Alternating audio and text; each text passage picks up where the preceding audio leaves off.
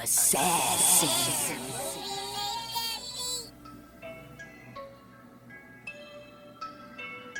You know I break necks, call me Jack Tate. I have no regrets while your life is fading.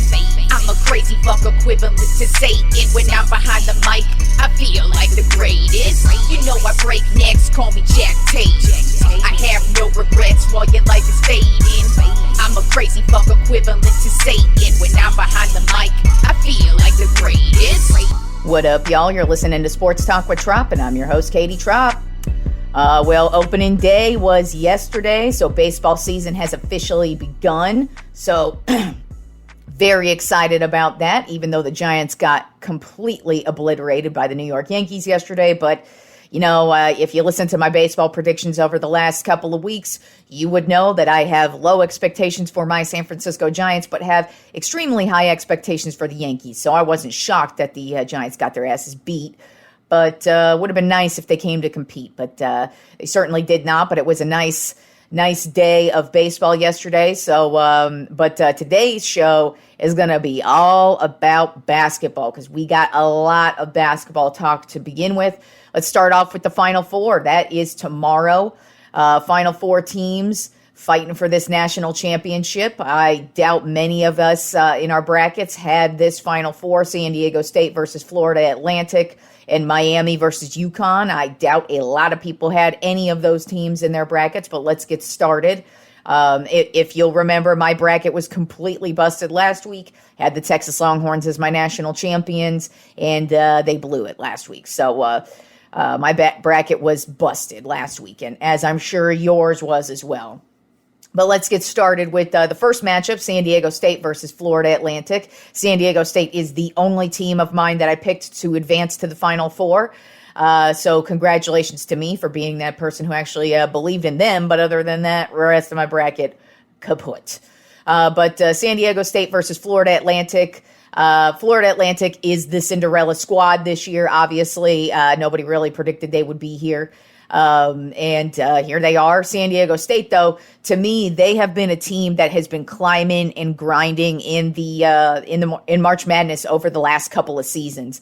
And so that's why I picked them to go to the Final Four, just because I could just see when you're a tournament squad, there's a reason why you make the Final Four or win championships. It's the same thing with UConn. They're a very, very good team that knows how to play well come tournament time.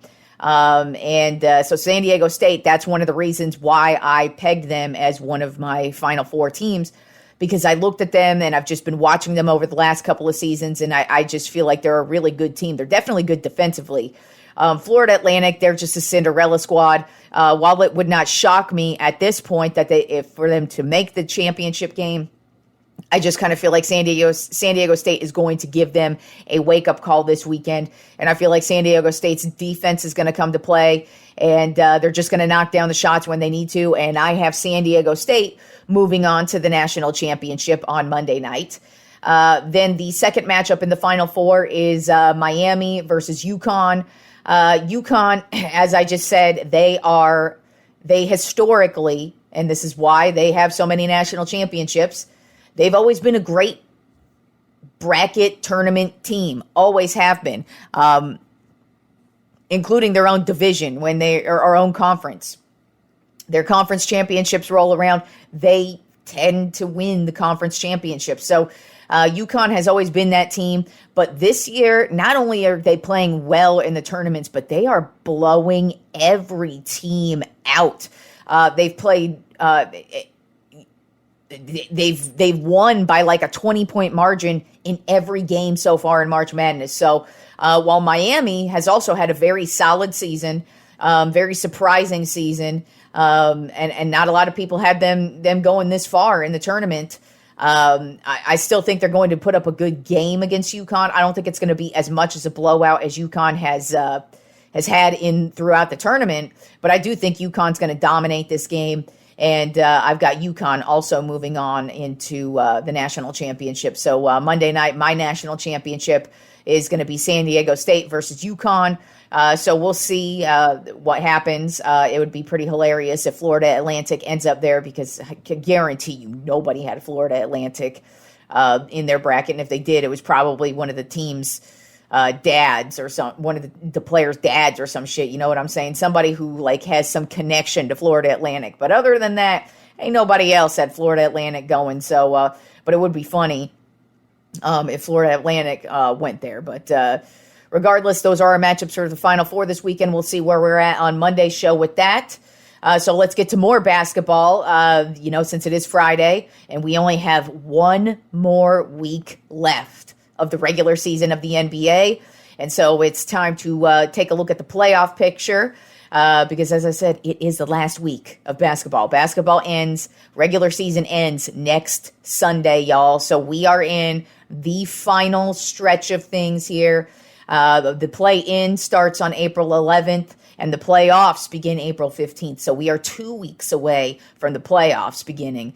And then, of course, like I said, play-in is April 11th. So let's see where we are at with the playoff standings at this current point in time, beginning with the Western Conference. Right now, number one seed is still the Denver Nuggets, overall record of 51-25. Number 2 seed are the Memphis Grizzlies, 48-28. Number 3 seed, the Sacramento Kings, 46-30, who just clinched a playoff spot for the first time in, I believe, 18 years, something crazy like that. So congratulations to the Kings. They are playing well and one of the top teams out west. Who would have thought? Number 4 seed right now in the Western Conference, Phoenix Suns at 41-35. Number 5 seed, Los Angeles Clippers at 41-36. And the number 6 seed would be the Golden State Warriors at 40-37.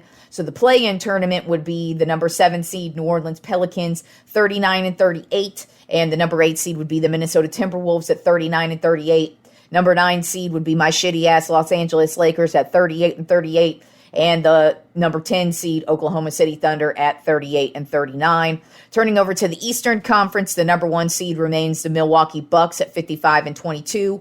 Number 2 seed, the Boston Celtics, 53-24. Number 3 seed, the Philadelphia 76ers at 50-26.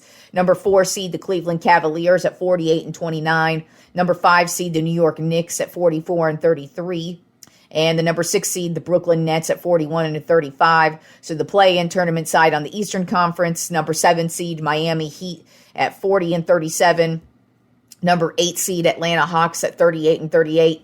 Number 9 seed, Toronto Raptors at 38-38. And rounding out the play-in tournament on the Eastern Conference side at number 10, Chicago Bulls at 36-40. So I kind of, like I said, this is the last home stretch. I kind of feel like these 10 teams on each side are probably going to be it. It's just a matter of seeding, but I kind of feel like the number one and 2 seeds on both sides in the West and East are pretty much set. I feel like the Denver Nuggets, they've owned the Western Conference, so I mean they've had 51 wins, and Memphis has 48, so that's kind of a tough hill to climb at this point in the season.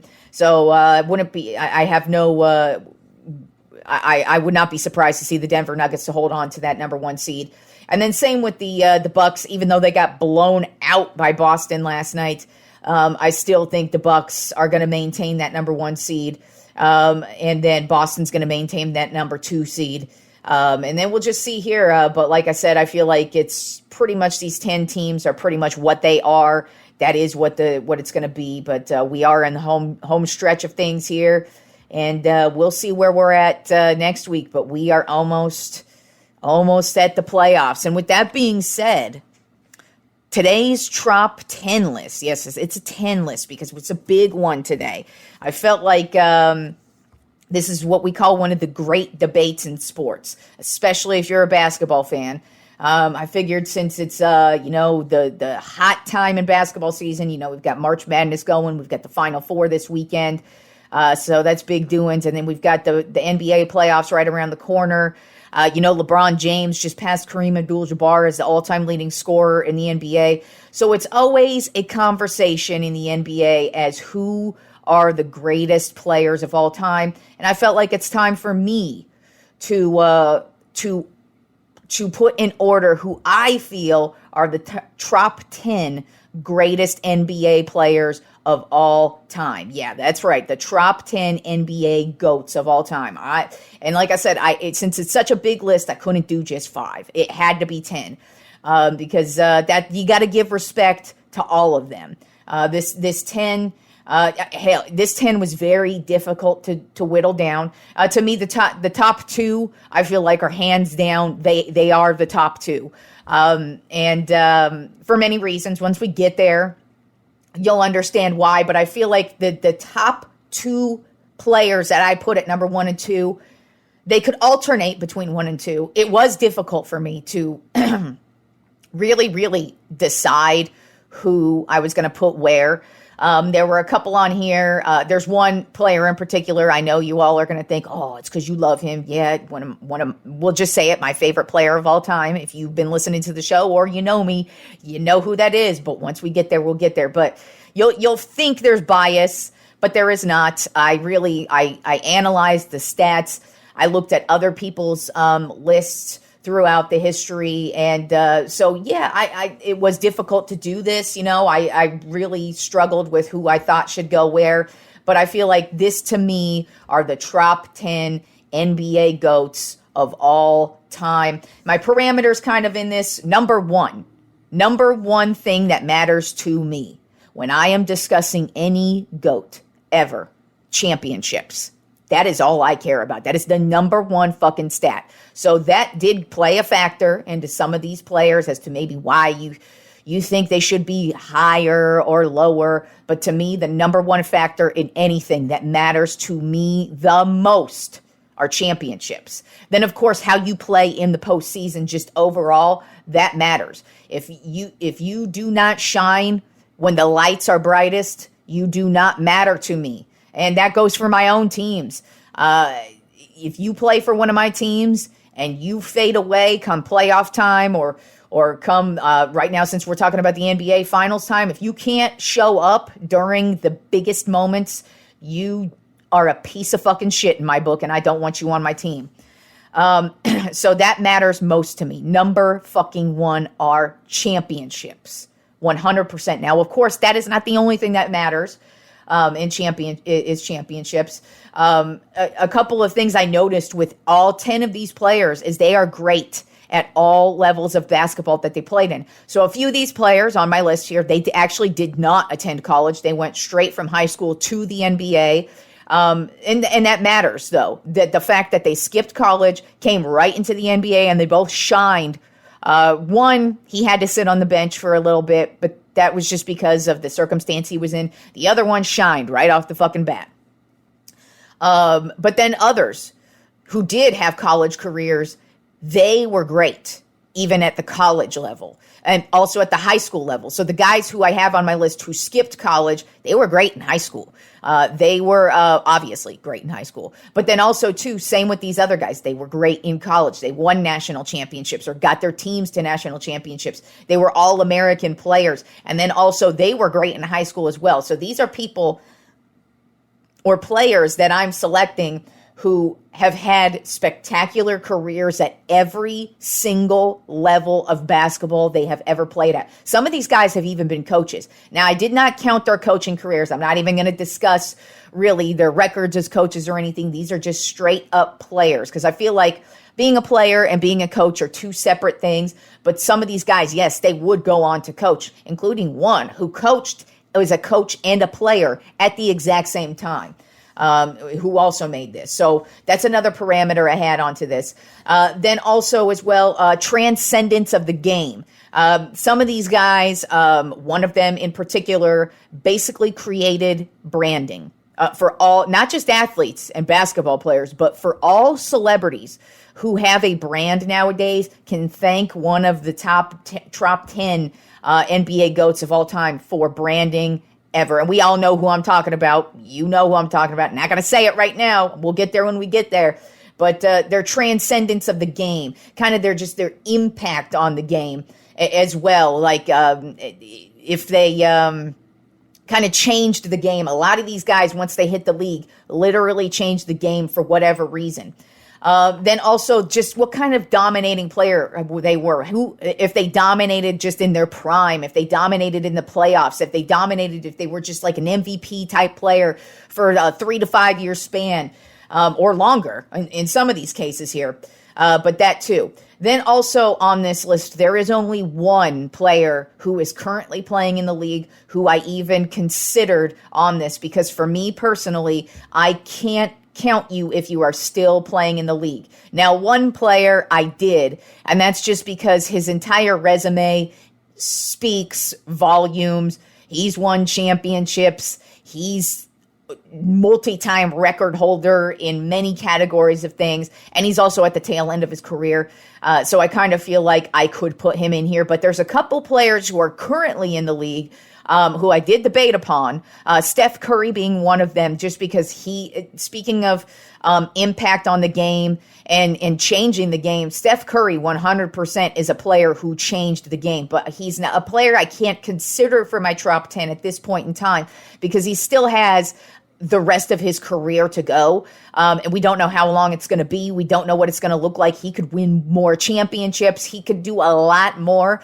But it's a player like Steph Curry who I did not consider, just because he still has a way to go. And there was one player alone who I could consider in this. And everybody's going to be mad at a couple of these, especially the current player, because a lot of people think this current player in the league is the number one overall player of all time. And in my opinion, he doesn't even come close. He didn't even reach my top 5. He made the top 10 because I'm not that disrespectful towards the player. I respect him and his career, but he is not the number one overall player ever. At least on my list. He could be on yours, but you little fangirls, sorry, he ain't number one on mine, and he will never be number one on mine. Doesn't even come close. So let's get started. Now that we kind of got the little bit of parameters set here, but let's get started on the top 10 greatest NBA players of all time. The top 10 NBA GOATs.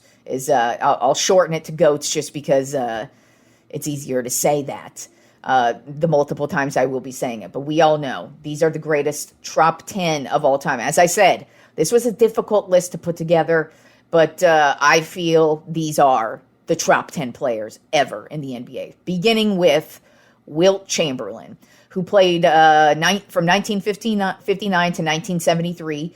He was primarily a center. He played for the Philadelphia / San Francisco Warriors. Then he played for the Philadelphia 76ers and the Los Angeles Lakers. And if you really look at the history of the NBA, he was pretty much the first real superstar. He was the cool dude. He was who you wanted to be when you're playing basketball. If you were playing with your friends and I'm going to be so-and-so, you would be Wilt Chamberlain if you were growing up in this time. He was cool. He was flashy. He was dominating. He was everything. And so to me, he was the first superstar in the NBA in this era, and he just dominated his time. First of all, beginning with his championships, he is a 2-time NBA champion. He won in 1967 and 1972. His overall finals series record is 2-4, so he's been to 6 NBA finals overall, and he won 2 of them.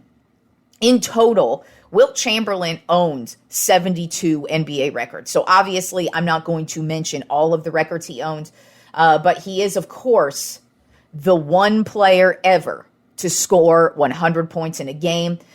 There isn't even footage of it. You can't even see it. You can't even watch it. We don't even have any locker room footage of him. All we have is the one picture of him holding up a piece of paper that says 100 on it.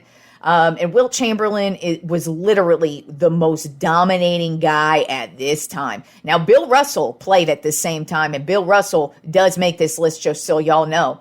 But him and Bill Russell were the 2 most dominating players in the league. But if you, like I said, you wanted to be the cool dude, you wanted to be Wilt Chamberlain.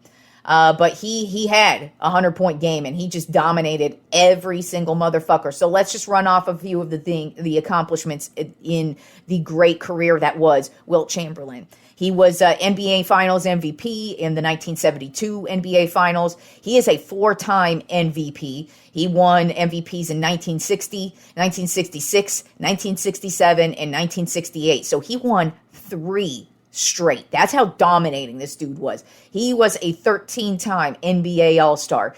He was the NBA All-Star Game MVP in 1916. He is a 7-time All-NBA First Team, 3-time All-NBA Second Team, 2-time NBA All-Defensive First Team, NBA Rookie of the Year in 1960, 7-time NBA scoring champion. And he was the 7-time champion from 1960 to 1966. So he did it 7 years in a row. He was the all-time scorer as a center. He was the 11-time NBA rebounding champ, NBA assist leader in 1968. He had the most rebounds in one game with 55. He's been on the NBA anniversary team of the 35th anniversary, the 50th anniversary, and the 75th anniversary. He also played with the Harlem Globetrotters as well, right before he went to the NBA. Because he didn't want to play. He played college, was very dominating, and he actually played with the Kansas Jayhawks, took them to a national championship, but didn't want to play in college anymore. So he ended up playing with the Harlem Globetrotters for a year and then went to the NBA. But he was a draw as a Harlem Globetrotter. But also mentioning his college career, when he played for the Kansas Jayhawks, he was the NCAA Tournament Most Outstanding Player in 1957. He was a 2-time consensus First Team All-American in 1957 and 1958. He was also First Team All-Big 7 in 1957.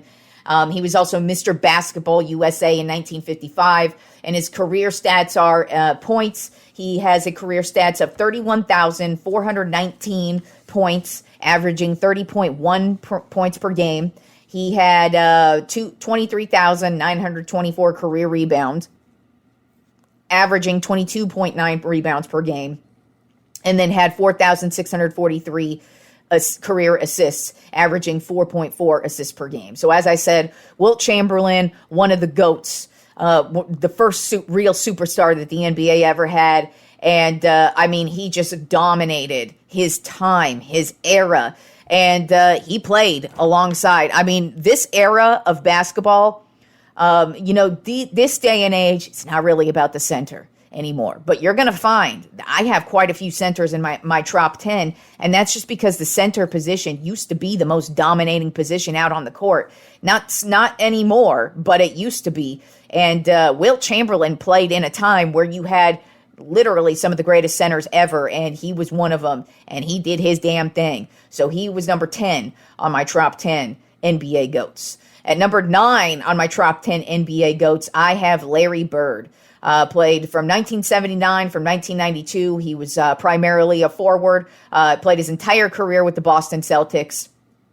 Obviously, his transcendence. He changed the game. Both he and Magic Johnson changed the game. They made basketball what it was in the 80s. Everybody wanted to tune in to Larry Bird versus Magic Johnson, whether it was when they were in college or whether it was when they were in the NBA, but you knew this was going to be the funnest game ever, and Larry Bird was part of the reason why. This guy was a badass motherfucker. He has some of the greatest moments in NBA history where he would look at you, and he would look at you and say, I'm going to stand right here. I'm going to stand in this spot, and I'm going to shoot a 3, and I'm going to make it. And he would then, that's what would happen on the next play. He'd get the ball on the inbound, turn around at the 3-point line, turn around, make it, and then just have this, look the dude right in the eye and be like, see, bitch, told you. That's what kind of player Larry Bird was, a scrappy-ass motherfucker. And he, like I said, changed the game and just was one of the main reasons why in the 80s, everybody wanted to watch basketball. He is a 3-time NBA champion. He won in 1981, 1984, and 1986. His overall finals series record is 3-2, so he has been to 5 total finals overall. He is a 2-time NBA Finals MVP. He won the Finals MVP in 84 and 86. He is a 3-time NBA MVP, 1984, 1985, and 1986, 3 years in a row. He is a 12-time NBA All-Star. NBA All-Star Game MVP in 1982. He's a 9-time All-NBA first team. He's a 1-time All-NBA second team, 3-time NBA All-Defensive second team, NBA Rookie of the Year in 1980, NBA All-Rookie Team in 1980, 3-time NBA three-point contest champion winner. He is a 2-time 50, 40, 90 club in 1987 and 1988. And if you are a basketball fan, you know the 50, 40, 90 club is one of the most unique and rare clubs to ever be in. I believe only 2 or 3 players have ever done this before. And the fact that he's done it twice is amazing. He was also the AP Athlete of the Year in 1986. He's NBA anniversary team on the 50th anniversary team and the 75th anniversary team. He was National College Player of the Year in 1979, 2-time consensus first team All-American in 1978 and 1979, third team All-American in 1977, 2-time MVC Player of the Year in 1978 and 1979, and he played for Indiana State, if you didn't know, for in college, and he dominated in college. Like I said, he and Magic Johnson, if you grew up in that era, that was what you were watching basketball for these two guys. Larry Bird's career stats, career points is 21,791, averaging 24.3 points per game. At career rebounds, 8,974, averaging 10 rebounds per game. And then career assists, 5,695, 6.3 average assists per game. So, as I said, Larry Bird, one of the game changers of that era, and just was really in the 80s. Basketball really took off in the 80s, and it just really accelerated from there. But the 80s was where it really just started to take over. And because, I mean, nowadays, basketball fans aren't aware that, even when I was a kid in the 90s, in the early 90s, basketball games, including playoff games, would be preempted, and you wouldn't see them till after the 10 o'clock news. And so some games wouldn't be on until like midnight. And that's because basketball wasn't that popular. But in the 80s is when it really, people started to grasp onto it, and it was really because of Larry Bird and Magic Johnson. Their rivalry was just something else. And the two of them really are what I feel kind of set the NBA off into a really positive trajectory and just only went from there, especially with some players that I'm about to mention, including number 8 on my top 10 NBA GOATs of all time, Shaquille O'Neal. Played center from 1992 to 2011. The teams he played for, the Orlando Magic, Los Angeles Lakers, Miami Heat, Phoenix Suns, Cleveland Cavaliers, and the Boston Celtics. If you remember, Shaq was by far one of the most dominating players of all time. As a matter of fact, in my personal opinion, he's the last really dominant center the NBA has had. Because this guy, coming out of college, everybody thought this guy was going to be the next Jordan, because he came in with great charisma. And as I said, was just talking about with Larry Bird and Magic Johnson, Shaquille O'Neal took what they did and just made people want to watch basketball even more. He and Kobe Bryant really just made the Lakers team one of the most exciting, watchable teams. Hell, even the Magic team that he played for with Penny Hardaway. Everybody wanted to watch the Magic when Shaq played for the Magic. So just his charisma, who he was, his brand, he was huge. Even though he's, physically huge, he was larger than life as a persona in basketball. He starred in movies. He was a DJ. He was a rapper. He was in the entertainment world. He was just that dude. He is a 4-time NBA champion. He won in 2000, 2001, 2002, and 2006. His final series record is 4-2. So he's been to 6 total NBA finals. He is a 3-time NBA Finals MVP from 2000 to 2002. He is an NBA MVP in 2000. Really, the 2000 year for Shaquille O'Neal is one of the craziest years, one of the most dominating years a player has ever had I mean, like, to watch him score, like, he has like 60-point games. Yeah, 6-0, not 16, 60-point games. And so that 2000 year when he won the MVP, that was nuts. That guy, he was just so dominating. It was insane. He was a 15-time NBA All-Star, 3-time NBA All-Star Game MVP, 8-time All-NBA First Team, 2-time All-NBA Second Team, 4-time All-NBA Third Team, 3-time NBA All-Defensive Second Team, NBA Rookie of the Year in 1993, NBA All-Rookie First Team in 1993, two-time NBA Scoring Champion in 95 and 2000, two-time IBM Award winner. He's on anniversary teams, the 50th and the 75th anniversary teams. He was the 1991 AP Player of the Year. He was the 1991 UPI Player of the Year. He was the 1991 Adol Rupp Trophy winner. And then now we're going to get into his college years. He played with LSU, if you don't know. And he was one of the most sought after players in the early 90s out of college. Hell, out of high school. Shaq could have gone straight to the pros and been dominating. In college, he was a 2-time consensus first-team All-American in 1991 and 92, 2-time SEC Player of the Year, 91, 92, NCAA blocks leader in 1992, NCAA rebounding leader in 1991. He was USA's Basketball Male Athlete of the Year in 1994, McDonald's All-American Game Co-MVP in 1989, First Team Parade All-American in 1989, and he was, of course, Texas Mr. Basketball in 1989. So Shaq has just been one of the most dominating players since high school. And his career stats, career points, 28,596, averaging 23.7 points per game. Career rebounds, 13,099, averaging 10.9 rebounds per game. And then career blocks, 2,732, averaging 2.3 blocks per game. So as I said, Shaq not only was a dominating figure in basketball, but he's one of the reasons why branding is where it is today. As I said, he took what Larry Bird and Magic Johnson did and what Michael Jordan did as well, and then just accelerated it even further. And even today, if you're watching TV, you are going to see Shaq in a commercial at some fucking point. And even for the dumbest shit, but who cares? He's making money. If I'm Shaq, I'm taking all the fucking money I can get, so get it, dude.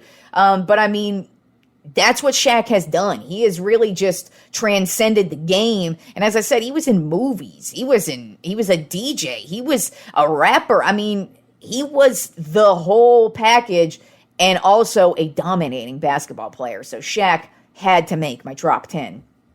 All right, fangirls, I'm sorry. Get your diapers ready because you are about to shit them. My number 7 on my top 10 NBA GOATs of all time, the only current player on my list right now still playing in the league today would be LeBron James. He was drafted in 2003, still plays to this day. He primarily plays the forward position, but he has at certain points in his career played every single position on the court. So you definitely have to give it up to him for that, because any player who could do that, that just goes to show what you are, an all-around excellent basketball player. The teams he's played for, the Cleveland Cavaliers, Miami Heat, and the Los Angeles Lakers so far. Obviously, LeBron still has a ways to go.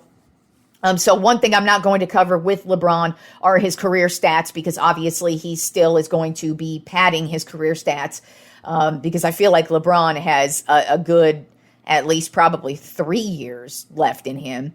Who knows? Because you never know with injuries and all that. But with the way he takes care of himself, I kind of feel like he's got at least, and the level of play he still plays at, he still has probably another good 3 years in him left.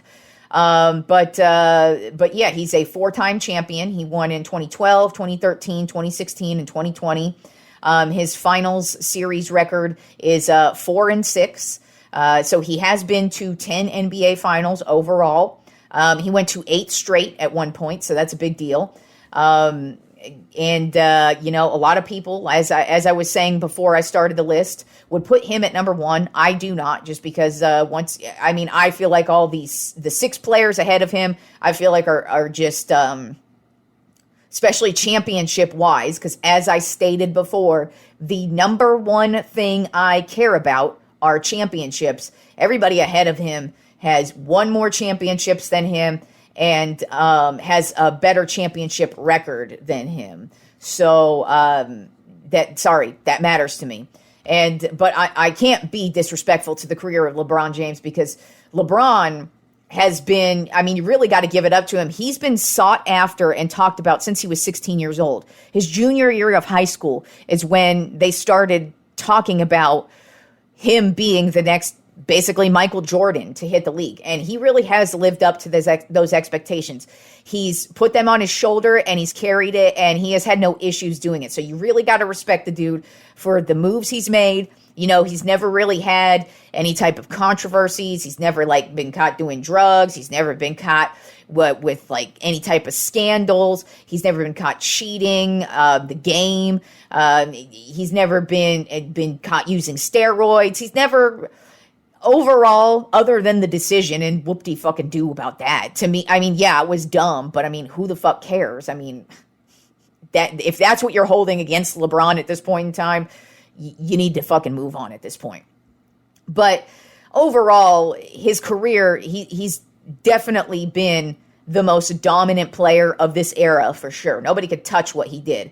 But like I said, to me, his championship record is why I cannot put him above others. And for the record, I don't believe he's going to appear in any more NBA finals, and I don't think he's going to win any more NBA finals. So I think this is going to be where he's at. Because for one, Lakers ain't going anywhere this year. That's for goddamn sure.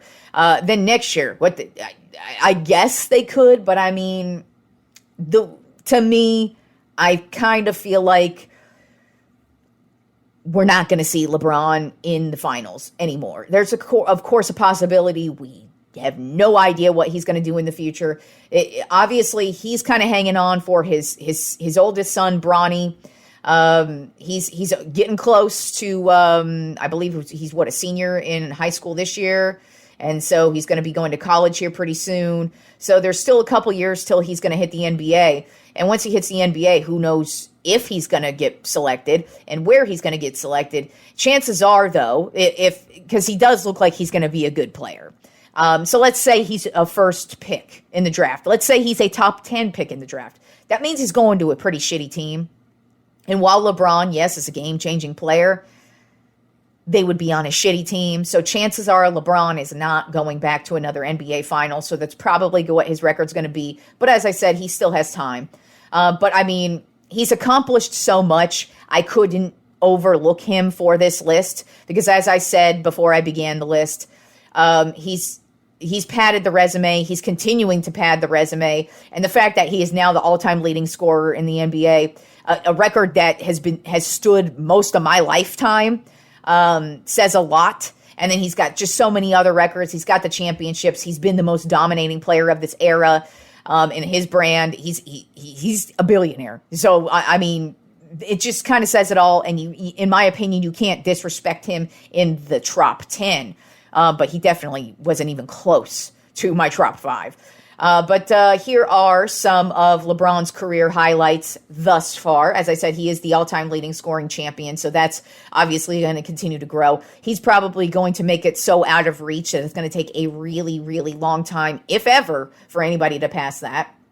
And right now, he's currently fourth all-time in assists as well, so he could go further in that. Him and Chris Paul are the only two. Chris Paul's number 3 and LeBron's number 4. So the two of them, they could climb up there, but they do have a ways to go. He is a 4-time NBA Finals MVP. He's a 4-time NBA MVP in 2009, 2010, 2012, and 2013.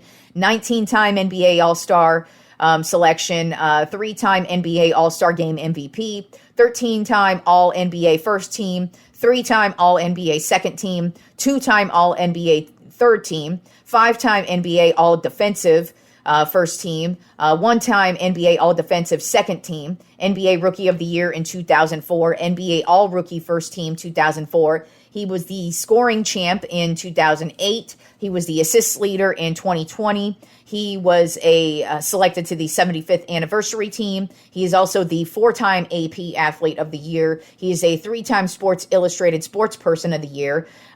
He was a USA Basketball Male Athlete of the Year in 2012.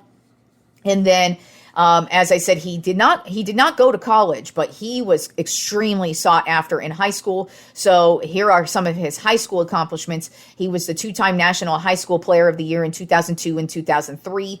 McDonald's All-American Game MVP in 2003, 2-time First Team Parade All-American in 2002 and 2003, and then 3-time Ohio Mr. Basketball 2001, 2002, and 2003. So obviously, LeBron can continue to add to his stellar career as it is, but he did not come close to even my top 6 here, because as I said, to me, it's all about the championships. Number one, that's what matters most. And all 6 of these guys ahead of him were killers when it came to the playoffs. Not that LeBron's not a killer, but I'm looking through it real quick just to see if anybody's under 500. And none of them are under 500. As a matter of fact, one of these players went to double digit. Actually, a couple of these players went to double-digit finals, NBA finals, and they have well above 500 as their record. So, sorry, LeBron fangirls. I know you guys are all really upset at me because how dare I not at least put him in the top 5? He's got to be top 5. No, he does not, because these 6 above him, as a matter of fact, I don't think he comes close to them. But so here are my top 6. On my top 10 NBA GOATs of all time. So number 6, Tim Duncan. He played from 1997 to 2016. He played power forward and center, but primarily power forward and really the greatest power forward of all time. But since we're talking about just overall NBA players, not just position specific, but if we were breaking down just power forwards, Tim Duncan is number 1. He, of course, played for the San Antonio Spurs for his entire career, which I just love and respect because it's so rare, especially these days. But, I mean, it's been rare always for a player to play with one team forever. Tim Duncan was that dude. And let me tell you about Tim Duncan. He changed an organization. Not only did he come into the NBA and just play great, dominating basketball, but the San Antonio Spurs would still be a laughingstock if it was not for Tim Duncan. Now, you know, they had David Robinson, and he was a baller, but they were never a team that was going to come close to a championship until the day they drafted Tim Duncan. They draft Tim Duncan, and this team turns into one of the most dominating dynasties of all fucking time. The Spurs have not been the same since Tim Duncan retired, by the way. They are a laughingstock of a team and have been, literally, since he retired. They have been at the bottom. I don't even think I think they've made the playoffs once or haven't even made the playoffs since Tim Duncan retired. So this dude was so dominating that he turned an entire organization all around. So Tim Duncan is that dude. He is a 5-time NBA champion. He won championships in 1999, 2003, 2005, 2007, and 2014. His overall final series record is 5-1, so he's been to 6 NBA finals and only lost 1. This guy is a beast. He dominated in a huge era, too, with Shaq and Yao Ming. I mean, and Kobe and Vince Carter and Allen Iverson. I mean, we had dudes in this era that were just dominants, but Tim Duncan was that dude. And like I said, turned an organization around. The Spurs are 5-time champions because of Tim Duncan. And like I said, David Robinson was an amazing player. I ain't even trying to diss that dude. I loved David Robinson. As a matter of fact, David Robinson was the first basketball card I ever got in my life. And I loved it. And ever since that day, I was like, I'm rooting for David Robinson. So I love me some David Robinson. But the Spurs weren't shit until the day they drafted Tim Duncan. Let's go over some of Tim Duncan's career highlights, shall we? 3-time NBA Finals MVP, 2-time NBA MVP in 2002 and 2003, 15-time NBA All-Star, NBA All-Star Game co-MVP in 2000, 10-time All-NBA first team, 3-time All-NBA second team, 2-time All-NBA third team, 8-time NBA All-Defensive first team, 7-time NBA All-Defensive second team, NBA Rookie of the Year in 1998, NBA All-Rookie first team in 1998, NBA Teammate of the Year in 2015, USA Basketball Male Athlete of the Year in 2003, Sports Illustrated Sportsman of the Year in 2003, IBM Award winner in 2002. He is a member of the 75th anniversary team. Now, let's get to his college accomplishments, because he did play for Wake Forest and was just one of the most dominating college basketball players of his era as well. Consensus National College Player of the Year in 1997, two-time Consensus First Team All-American in 1996 and 1997, Chip Hilton Player of the Year in 1997, NCAA Rebounding Leader in 1997, three-time NABC Defensive Player of the Year from 95 to 97, ACC Athlete of the Year in 1997, two-time ACC Player of the Year 96 and 97, three-time First Team All-ACC from 95 to 97, and his career stats, career points, 26,496, averaging 19 points per game, career rebounds, 15,091, averaging 10.8 rebounds per game, and career assists, 4,225, averaging 3 assists per game. As I said, Tim Duncan turned the Spurs around. He is a legend. I mean, that dude deserves a statue outside of the Spurs Stadium for damn sure, because 5 championships was basically unheard of for the Spurs at one point. And they drafted him, and they pretty much went to the playoffs every single year Tim Duncan was there. They were a dynasty while he was there. They were one of the most feared teams while he was there, and they were always fucking in it. Tim Duncan, by the way, one of my most favorite players of all time. Loved watching Tim Duncan. His career was just fan-fucking-tastic, and it was difficult for me to not put him in the top 5. It was hard to put him at 6, but I mean, the 5 above him, it was, I couldn't do it. Now, between 5 and 6, I think you could alternate the two, but once you hear who number 5 is on my list, you're going to be like, oh, well, of course she put him above Tim Duncan, because it's my favorite basketball player of all time. So let's get to number 5 on my top 10 greatest basketball players of all time. That would be my favorite basketball player ever, Kobe Bryant. Played from 1996 to 2016, was a shooting guard. He played for my Lakers for his entire career. So once again, like I said, with Tim Duncan, because Tim Duncan and Kobe Bryant are my 2 favorite basketball players ever. Kobe Bryant's number 1, Tim Duncan is number 2, and I enjoyed the hell out of both of their careers. They both retired the same year. I do have a shirt that has the both of them on it that says "End of an Era," because that for me was... It was an end of an era, a great era.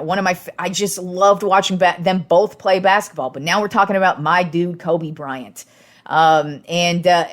He has to be in your top 10. I know a lot of people, when he played, he was one of the most hated. But the dude had such determination and grit from day fucking one. He is a 5-time NBA champion. He won championships in 2000, 2001, 2002, 2009, and 2010. His finals series record is 5-2, so he's been to 6 total. He is a 2-time NBA Finals MVP, NBA MVP in 2008, 18-time NBA All-Star, 4-time NBA All-Star Game MVP, 11-time All-NBA First Team, 2-time All-NBA Second Team, 2-time All-NBA Third Team, 9-time NBA All-Defensive First Team, 3-time NBA All-Defensive Second Team, 2-time NBA Scoring Champ in 2006 and 2007, which is completely hilarious because, as we all know, Kobe Bryant had the second most points scored in a NBA game with 81 in one of the greatest games of all time. But when Kobe played, everybody had a problem with him shooting so much. But in today's game, everybody likes to see you shoot the hell out of the ball. Everybody wants to see Steph Curry just throw it up. But back in Kobe's day, he was just the most selfish motherfucker because he wanted to just keep shooting the ball. But anyways, back to his accomplishments.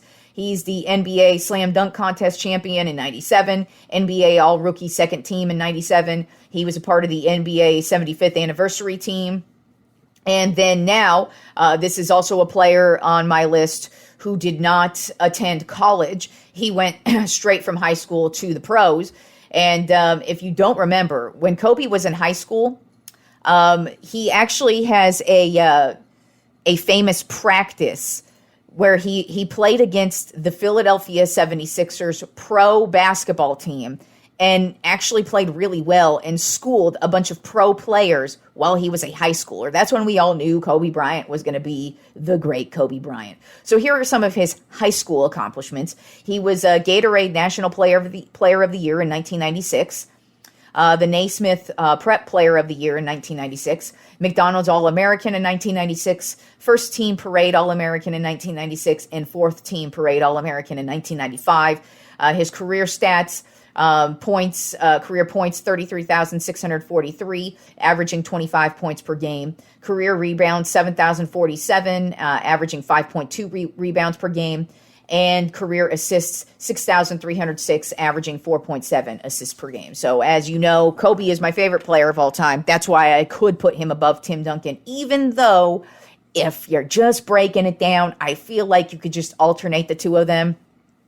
They were a part of the two biggest dynasties of that era. I mean, the Lakers and the Spurs. If the Lakers weren't winning the championship, the Spurs basically were winning the championship. That's what it was for that beginning 2000s era right there. And so, yeah, I think you could alternate the two of them. But for me, of course, I love Kobe, so I'm going to put him above everybody. I would have put him number one if these four above him didn't achieve that much more than him. But Kobe, one of the GOATs, and not only is it sad that he's dead, but it just sucks when he retired. Basketball has not been the same for me personally since he and Tim Duncan retired. I haven't enjoyed it as much. I don't know why. I mean, the players these days are pretty big crybabies, which is kind of a turnoff. And I know I'm not the only one who has that issue, by the way, but they're just not as, they just don't have as much grit and determination as the dudes of the old did. And Kobe was one of those guys. And, as I mentioned, with Larry Bird and Magic Johnson, those two in the 80s really just took basketball to a whole other level. Kobe was one of those dudes too. He just took what they did and just kept elevating from there. All right, at number 4 on my top 10 NBA GOATs, I have Bill Russell. Played center from 1956 to 1969. He played his entire career with the Boston Celtics. This is one of the most decorated, accomplished basketball players you will ever fucking see. He is an 11-time NBA champion. 2 of those he won as a player coach. Yes, he was a coach and a player at the exact same time. So he won championships in 1957, and then he took 1958 off. That was when he lost the NBA Finals. His only NBA Finals he ever lost. Then in 1959 through 1966, he won championships. Then in 1968 and in 1969, he won championships. So as I said, he was 11-1 in his NBA Finals. So he went to 12 NBA Finals. Bill Russell went to the NBA playoffs every year of his career. Basically went to the NBA Finals every year of his career. That says a lot. Yeah, I know a lot of people like to kind of discredit Bill Russell because he didn't play in a time where the players were like they are now. First of all, it's not his fault he played in that time. Also, you're forgetting he played in an era with Wilt fucking Chamberlain. Get a grip, people. One of the greatest ever is Wilt Chamberlain. And Bill Russell dominated his fucking ass. So shut the fuck up. Well, I mean, their careers didn't really coincide that much, but I mean, just come on, y'all. Don't disrespect Bill Russell. He was disrespected enough by Boston Celtics fans at many points in his career. So let's not disrespect the resume that is Bill Russell, because Bill Russell, I feel like he could be number one. I mean, the fact that he's 11-1 in NBA championships should really just say it all. But I know in today's day and age, we're a bunch of losers and we don't really look to championships anymore. We have to make a bunch of excuses to make LeBron James the greatest of all time. But anyways, I digress. Let's get to Bill Russell's career highlights, okay? So he is a 5-time NBA MVP in 1958, 1961, 62, 63, and 65. 12-time NBA All-Star, NBA All-Star Game MVP in 1963, 3-time All-NBA First Team, 8-time All-NBA Second Team, NBA All-Defensive First Team, 4-time NBA Rebounding Champion, NBA Lifetime Achievement Award, NBA Anniversary Team in the 25th Anniversary, 35th, 50th, and 75th. So that's 4 anniversary teams. Nobody else on this list is there. And then when you take a look at his college career, he was a two-time champion in college basketball as well in 1955 and 1956. He was the NCAA tournament most outstanding player in 1955, UPI College Player of the Year in 1956, 2-time Helms Player of the Year in 55 and 56, 2-time Consensus First Team All-American in 55 and 56, WCC Player of the Year in 1956, and 3-time First Team All WCC 1954, 55, and 56. His career stat lines: career points, 14,522, averaging 15.1 points per game. Career rebounds, 21,620 rebounds per game, averaging 22.5 rebounds per game. And then career assists, 4,100, averaging 4.13 assists per game. So Bill Russell, I feel like, is definitely a guy you can put at number one. Just with championships alone. I mean, the fact that he coached the team. And then, as I've mentioned in multiple past episodes when discussing Bill Russell, the dude was treated like absolute fucking shit by even his own fans. If you don't recall, there is a horrible story about he and his wife and children leaving their house and some Boston Celtics fans breaking into his house, breaking and smashing all of his trophies and smearing shit in their bed. That is what they did to an 11-time NBA champion. So just the fact alone, the shit that Bill Russell had to put up with through his career, he was one of the greatest ever and really didn't get respect at all until well after his career. I mean, he didn't even get a statue in front of the Boston Celtics arena until, I believe, 2010, 2011, and his career ended in 1969. That says a lot, because Bill Russell is one of the most legendary players ever. Whether or not you got him at number one or even in your top 10 of players ever, he is a legend. And the fact that one of the greatest ever took that long to get a statue in front of the team he played for and coached for and won 11 championships for, that's appalling. But Bill Russell, I respect the fucking shit out of you, and you are at number 4 on my top 10 NBA GOATs. All right, now at number 3 on my top 10 NBA GOATs, Magic Johnson. He played from 1979 to 1991 and then came back for the 1996 season. He primarily played point guard, but he was also a player just like LeBron James who played every single position at some point in his career. So that does say a lot. He played for the Lakers for his entire career. He is a 5-time NBA champion in 1980, 1982, 1985, 1987, and 1988. His finals record is 5-4. So he's been to 9 NBA finals. And as I was saying about Larry Bird, and hell, even as I was saying about Kobe Bryant and Tim Duncan, Larry Bird and Magic Johnson owned their era. If the Celtics weren't winning the championship, it was the Lakers who were winning the championship at that point in time. So, and as you see, I mean, when I just named it off, it's basically like every other year Magic Johnson won. And then, of course, unfortunately, he contracted HIV in 1992. So, of course, he had to retire. And then he did come back for 1996 season, but he just was never the same. So, honestly, what really sucks about Magic Johnson's career ending is he could have potentially been the greatest player of all time because he had to retire in the prime of his career. I mean, he was still, at that point in time, one of the best players ever to be playing the game. And he was still tearing it up and still playing great, top-notch basketball. So he could have added a lot more to this resume that he already has. But unfortunately, he was HIV positive and had to retire. But other than that, here are his career stats beyond that. He's a 3-time NBA Finals MVP, 3-time NBA MVP in 1987, 1989, and 1990, 12-time NBA All-Star, 2-time NBA All-Star Game MVP, 9-time All-NBA First Team, All-NBA Second Team, NBA All-Rookie Team, 4-time NBA Assists Leader, 2-time NBA Steals Leader, IBM Award winner in 1984, NBA Lifetime Achievement Award winner in 2019. He's an NBA Anniversary Team member in the 50th and the 75th Anniversary teams. Then, of course, his college career at Michigan State was also outstanding.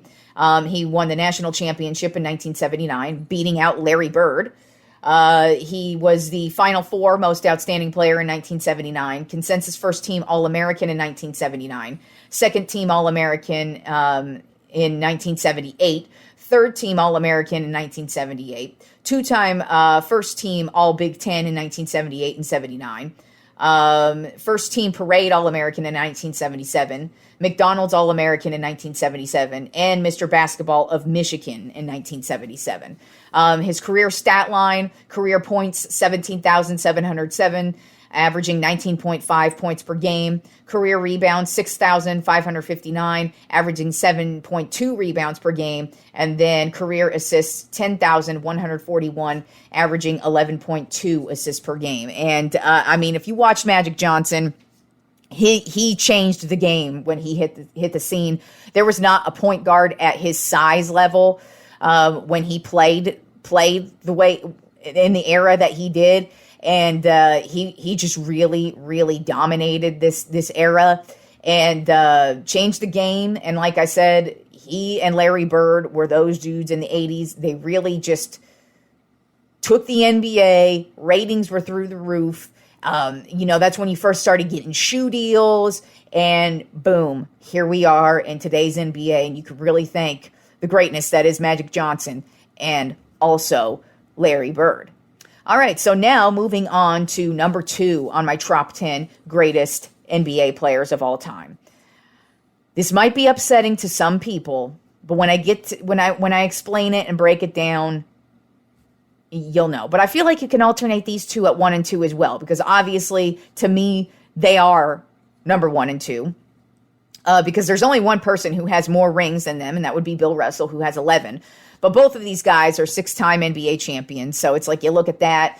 So really, for me, what really separated these two is that number 1, basically, if you look at his entire career, including college and high school, he's probably the greatest basketball player ever. Like, to just touch a basketball. Like, he was just built to play basketball. So number 2 might be upsetting to some people, but I put him there, and that is Michael Jordan. He played from 1984 to 1993, then 1995 to 1998, and then 2001 to 2003. He was a shooting guard, played for the Chicago Bulls and the Washington Wizards. Now, before I started the list, I did mention that there was one person on here who really changed branding for everybody. For all people in the entertainment industry, not just basketball players, not just athletes, but every single entertainer who has a brand and has some type of shoe deal or some type of drink deal or just some type of endorsement deal, they can all thank Michael Jordan, because the Jordan brand is really, really what created the branding era, and it's just taken off from there. So we can all thank Michael Jordan. If you are a person who is receiving some type of endorsement deal, thank Michael fucking Jordan, because that dude started that scene and he's still continuing it. I mean, it's crazy how much the Jordan brand earns to this day. I mean, it's just insane what Michael Jordan did and what Michael Jordan did for the game in general. Because like I just said about Larry Bird, Magic Johnson, in the 80s, they took off. And then from there, it went Michael Jordan. And then from there, it was like Shaq and Kobe and Tim Duncan. And now we've got LeBron and Steph Curry. So it's like, Jordan was like the Nike swoosh. I mean, it's perfect. Because that's what his trajectory was, just straight the fuck up, and it's still going straight the fuck up. So, of course, he is a 6-time NBA champion. He won championships in 91, 92, 93, 96, 97, and 98. That's right, 2 three-peats. And his finals record, 6-0. Yeah, 6-0. So he hasn't even lost the finals. The thing about Michael Jordan, too, you feared Michael Jordan. You did not want to play Michael Jordan. The dude would step on the court and change everything. He was a 6-time NBA Finals MVP. Yep, he won the MVP in all 6 of the finals he played in.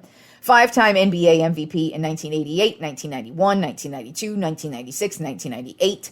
14-time NBA All-Star, 3-time NBA All-Star Game MVP, 10-time All-NBA First Team, 1-time All-NBA Second Team, NBA Defensive Player of the Year in 1988, 9-time NBA All-Defensive First Team. So while Michael Jordan gets credit for being very cutthroat and making some of the greatest shots of all time, clutch shots of all time, notice I'm talking about his defense. He does not get credit for what an amazing defender he was, just like Kobe Bryant. NBA Rookie of the Year in 1985, NBA All-Rookie First Team in 1985, 10-time NBA Scoring Champion, 3-time NBA Steals Leader, 2-time NBA Slam Dunk Contest Champion in 87 and 88, 3-time AP Athlete of the Year in 91, 92, 93, Sports Illustrated Sports Person of the Year in 91, 2-time IBM Award winner in 85 and 89. He's a part of the 50th and 75th anniversary teams. And then turning to his college career, when he played for the Tar Heels, North Carolina Tar Heels, he won a national championship in 1982. National College Player of the Year in 1984, 2-time Sporting News National Player of the Year in 83 and 84, 2-time Consensus First-Time All-American in 83 and 84, ACC Player of the Year in 84, ACC Athlete of the Year in 84, 2-time First Team All-ACC in 83 and 84, ACC Rookie of the Year in 82, and 2-time USA Basketball Male Athlete of the Year in 83 and 84, McDonald's All-American in 81, and First Team Parade All-American in 1981. His career stat lines, career points, 32,292, averaging 30.1 points per game. Career rebounds, 6,672, averaging 6.2 rebounds per game, and 5,633 career assists, averaging 5.3 assists per game. So Michael Jordan could be your number one, but he is not my number one. My number one on my Tropp 10 greatest basketball players of all time, Kareem Abdul-Jabbar. He played from 1969 to 1989. He was a center, played for the Milwaukee Bucks and the Los Angeles Lakers. He is also a 6-time NBA champion. He won championships in 1971, 1980, 1982, 1985, 1987, and 1988. His finals series record is 6-4. So he went to he went to 10 NBA finals and won 6 of them. That's one of the reasons why I put him above Jordan. He's a 2-time NBA Finals MVP, 6-time NBA MVP in 71, 72, 74, 76, 77, 1980. You also got to remember, too, his famous hook shot, one of the most famous shots. He basically created his own play that nobody has ever really duplicated ever. He's a 19-time NBA All-Star, 10-time All-NBA First Team, 5-time All-NBA Second Team, 5-time NBA All-Defensive First Team, 6-time All-NBA Defensive Second Team, NBA Rookie of the Year in 1970, NBA All-Rookie First Team in 1970, 2-time NBA Scoring Champion in 71 and 72, NBA Rebounding Leader in 76, 4-time NBA blocks leader in 75, 76, 79, and 80. NBA anniversary teams, 35th, 50th, and 75th. And then turning to his college career. And this is what also put him above Michael Jordan, in my opinion, because if you separate Kareem's careers, and of course, by the way, if you don't know, Kareem Abdul-Jabbar's real name, or born name, is Lou Alcindor. So that's who he was when he played with the UCLA Bruins in his college career. But if you look at his college career and his NBA career and you separate the two of them out, they're two of the most accomplished careers ever in just pro and college. And so this is why I put Kareem above Michael Jordan as my number one GOAT ever. He's a 3-time NCAA champion, 67, 68, and 69. 3-time Final Four most outstanding player in 67, 68, and 69. 3-time National College Player of the Year, 67, 68, and 69. 3-time consensus first team All-American in 67, 68, and 69. Just so you all know, I am repeating these because just so I can say 69 this many times. He was also 2-time Mr. Basketball USA in 1964 and 1965. Unfortunately, not 1969. And he was also 3-time first team parade All-American, 63, 64, and 65. His career stat line, career points, 38,387, which stood as the all-time leader all the way till this year. From 1989 until 2023, he owned that record. And he averaged 24.6 points per game. Career rebounds, 17,440, averaging 11.2 rebounds per game. Career assists, 5,660, averaging 3.6 assists per game. So, Katie's top 10 greatest basketball players of all time. Number 10, Wilt Chamberlain. Number 9, Larry Bird. Number 8, Shaquille O'Neal. Number 7, LeBron James. Number 6, Tim Duncan. Number 5, Kobe Bryant. Number 4, Bill Russell. Number 3, Magic Johnson. Number 2, Michael Jordan. And number 1, Kareem Abdul-Jabbar. So that is my top 10 greatest NBA players of all time. I feel like they should be on anybody's list. You could just kind of move them around wherever you want to. But that's who I feel are the greatest of all time. And it was difficult to break it down.